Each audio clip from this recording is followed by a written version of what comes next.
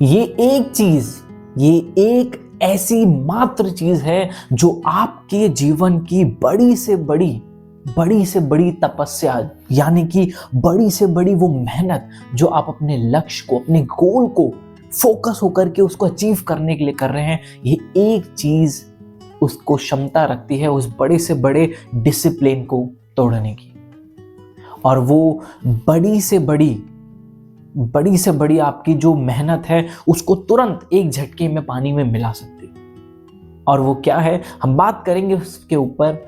और बट इससे पहले अगर आपने इस चैनल को अभी तक सब्सक्राइब नहीं किया है तो प्लीज़ इस चैनल को सब्सक्राइब करें। और अगर आपकी कोई भी परेशानी, कोई भी प्रश्न है, उसे नीचे कमेंट्स करके ज़रूर बताओ। और अपनी राय, इस वीडियो के सुझाव और अपनी राय इस चैनल के थ्रू नीचे कमेंट्स बॉक्स में ज़रूर शेयर करें। और नोटिफिकेशन बेल भी ज़रूर दबाएं।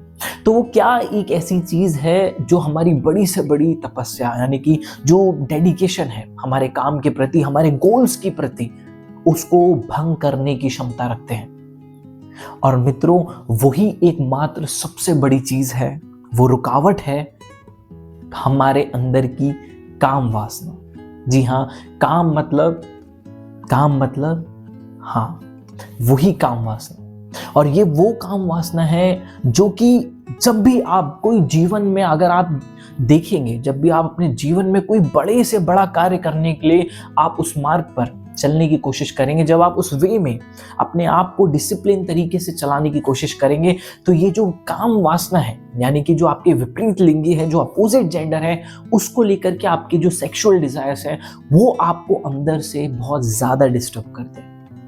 कभी भी आप ये देखेंगे कि आप कोई गोल्स की तरफ, अपने ऑब्जेक्टिव्स आपने क्लियर रखे हैं, लेकिन सडनली आप ये महसूस करेंगे कि आपके अंदर से एक डिजायर्स आता है। कभी आप फीमेल से मिल रहे हैं, मेल को देख रहे हैं, तो कहीं ना कहीं आपके अंदर डिस्ट्रैक्शन इसको लेकर के होती है। उसकी वजह से आपके मन में डिजायर आता है कि यार चलो रिलेशन में जाते हैं, चलो अच्छा ऐसा हो जाए। और इसी के चलते आप अपने मेन ऑब्जेक्टिव से भटकने लगते हैं। और एक इसका सबसे बड़ा उदाहरण हम सब ने, और शायद वो पिक्चर आपने भी देखी होगी, उसका नाम है मिल्खा सिंह।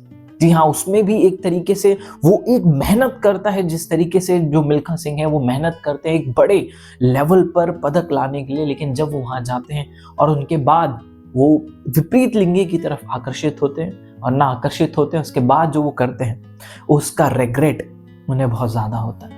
और मित्रों, ये काम वासना एकमात्र ऐसी चीज है जिसने हमारे शिव भोले बाबा की भी समाधि को भंग करने की जरूरत करी थी।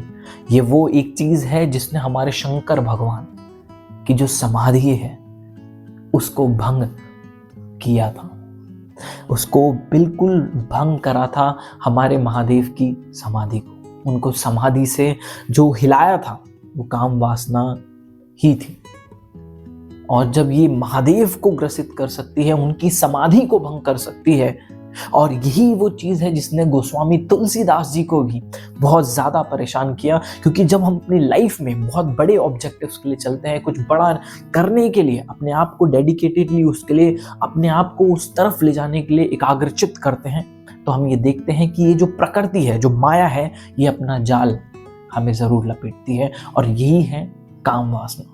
इसी प्रकार जब हम भक्ति में भी अग्रसर होते हैं, जब मेडिटेशन या फिर स्पिरिचुअल प्रैक्टिस की तरफ भी आगे बढ़ते हैं, तो ये एकमात्र चीज है जो हमें सबसे ज्यादा डिस्टर्बेंस क्रिएट करती है उस जर्नी को फॉलो करने में।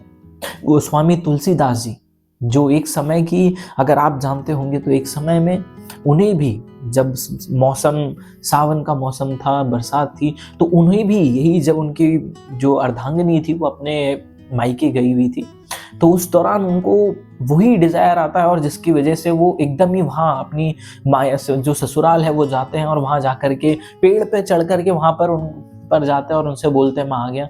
लेकिन वहीं पे गोस्वामी तुलसीदास जी की अर्धांगिनी उनको वो ये साक्षात्कार कराने के लिए बोलती कि अगर जिस तरीके से बेचैन होने के लिए, इस शरीर हाड़ मांस के लिए अगर आप बेचैन हो करके इतना आप इस मौसम में, जहां बरसात है, इतना वो हो रहा है, और आप यहां तक चले आए, अगर इसी चीज को आपने एक सही जगह, इसी कामना के वेग को आपने सही जगह लगाया होता ना, तो आज आपका जीवन कुछ और होता। और मित्रों, वही एक मोड़ उनकी जिंदगी में था तब जब गोस्वामी जी वहाँ से लौटे और जब लौटे तो उनको वैराग्य धारण हुआ और उसके बाद उन्होंने जो रामचरितमानस की जो गणना करी, उसका व्याख्यान किया, वो आज हम सब जानते हैं। तो ये जो काम वासना है, कई बार हम इससे परेशान होने लगते हैं बहुत ज़्यादा। आजकल की जो ये यंग जनरेशन है, जो हमारी जेन जी है, वो इससे बहुत ज़्यादा सफ़र करती है। इसके चलते हम अपने आप को ही सेल्फ गिल्ट में डालने लगते हैं, जबकि ऐसा नहीं है। हमें मन की इस कामना को अभ्यास यानी कि प्रैक्टिस, भगवान गीता में अर्जुन को कहते हैं अभ्यासेन तु कौन्तेय वैराग्येन च। अभ्यास यानी कि प्रैक्टिस एंड डिटैचमेंट। हमें अपने आप को प्रैक्टिस करना चाहिए इस चीज़ पे। मेंटली हमें अपने आप को ये फॉलो अप करना चाहिए। अगर जैसे ही ये डिज़ायर आता है, हमें दोबारा प्रैक्टिस करना चाहिए सही तरफ लगाने की, सही तरफ अपने आप को डेडिकेशन उस सही काम को रखने के लिए हमें उस तरफ एफर्ट्स करने चाहिए। हमें ये प्रयास करना चाहिए कि हम कैसे अपने आप को इतना व्यस्त अपनी चीज़ में रखें कि हमारी जो ये वासना है, ये जो कामना हमारे अंदर है, इसको हम काट सकें। ये तो मित्रों, ये कोई परेशान होने वाली कोई चीज़ नहीं है। अक्सर हम लोग परेशान हो जाते हैं। मैं देखता हूँ कुछ काउंसलिंग के दौरान भी कुछ लोगों के ऐसी चीज़ें देखी जाती है कि वो बोलते हैं कि यार ये डिज़ायर जो है, ये जो उनके अंदर कामना है, ये उनको बहुत अंदर से एटीज नहीं होने देती है, परेशान करती है। उसका सबसे बड़ा कारण भी यही है मित्रों, प्रकृति। क्योंकि प्रकृति ने जिस तरीके से हमारी संरचना करी है, एक उम्र के बाद वो चाहती है कि हम संसार को आगे बढ़ाने का जो कार्य है, संसार का जो माध्यम है, उसके थ्रू प्रकृति को चलायमान रखने के लिए इस प्रक्रिया को करें। बट अगेन, हम पशु नहीं है। हमारे अंदर एक उच्चतम जो विवेक है वो है, जिसे हम हायर इंटेलेक्ट कहते हैं। हमें उसका इस्तेमाल करते हुए अपने उस डिज़ायर को काटना चाहिए। और अगर ऐसी गलतियां हो रही हैं तो परेशान या फिर टूट नहीं जाना है। हमें ये समझना है कि एक ठीक है, एक बेसिक लेवल की ज़रूरत है, एक प्रकृति का नियम है। अगर ये आ रहा है ठीक है, बट आपको विवेक की, जिस तरीके से हम दाढ़ी हर बार हर संडे को, हर इतवार को बनाते हैं, लेकिन जब ये दाढ़ी फिर से उगाती है तो हम क्या परेशान हो जाते हैं? क्या हम डिप्रेशन में चले जाते हैं? नहीं, हम रेजर लेके तैयार रहते हैं। क्यों? जैसी उतरेगी तो फिर उतार देंगे।